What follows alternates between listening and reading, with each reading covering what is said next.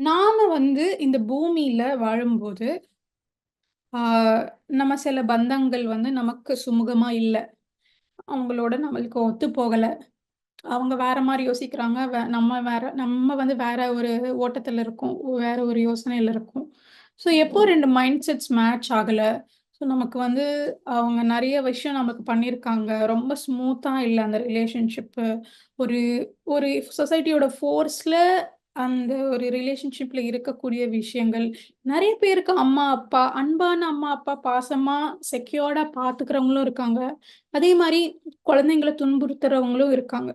So, எந்த ஒரு relationships நீங்க ரிவ்யூ பண்ணி பார்க்குறீங்களோ உங்க லைஃப்ல, ஜஸ்ட் ஃபார் நேம் சேக் சொசைட்டிக்காக அட்ஜஸ்ட் பண்ணிட்டு, ஆ கடந்து போற விஷயங்கள் எல்லாமே மேல உலகத்துல அவங்கள சந்திக்க மாட்டோம்.